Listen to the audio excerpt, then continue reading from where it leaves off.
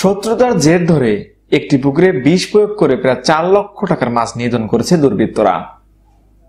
এই ঘটনায় দিশেহারা মাছ চাষী। দর্শক, ঘটনাটি ঘটেছে ফরিদপুর জেলার বোয়ালমারীতে। এই বিষয়ে বিস্তারিত দেখুন ডেস্ক রিপোর্টে।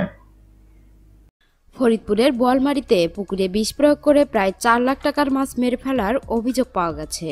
বৃহস্পতিবার দিবাগত রাতে উপজেলার ময়না ইউনিয়নের মাধবপুর গ্রামে এই ঘটনাটি ঘটেছে। সেখানে প্রায় 4 বিঘা জমির ওপর খনন করা পুকুরের পানিতে বিষ মিশিয়ে দেয় দুর্বৃত্তরা। শুক্রবার বিকেলে ঘটনার সত্যতা নিশ্চিত করেছেন বোয়ালমারী থানার ভারপ্রাপ্ত কর্মকর্তা ওসি মোহাম্মদ আব্দুল ওহাব। তিনি বলেন, খবর পেয়ে ঘটনাস্থল পরিদর্শন করা হয়েছে।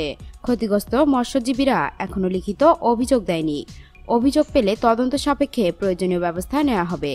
পূর্বশত্রুতার জেরে বিষ প্রয়োগ করা হয়েছে বলে জানিয়েছেন ক্ষতিগ্রস্ত 2 মৎস্য খামারি সুশান্ত রাজবংশী ও শামীম পরামানিক।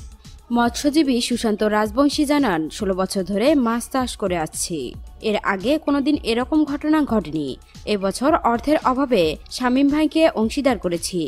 থানা পুলিশকে ঘটনা জানালে পুলিশ ঘটনাস্থলে এসেছিল।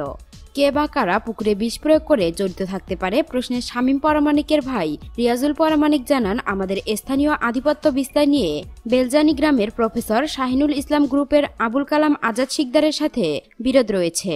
বেশ কয়েকদিন আবুল কালাম আজাদের ছেলে রাজীব শিকদার, বক্কর শিকদারের ছেলে ইমাম শিকদার ও বেলজানি গ্রামের ইদু শেখের ছেলে আলিম শেখকে পুকুরের আশেপাশে ঘোরাঘুরি করতে দেখা যায়। ধারণা করা হচ্ছে তারাই এই কাজের সঙ্গে জড়িত। এ বিষয়ে মাছগুলো পরীক্ষার জন্য মৎস্য অধিদপ্তর ল্যাবে পাঠানো হবে।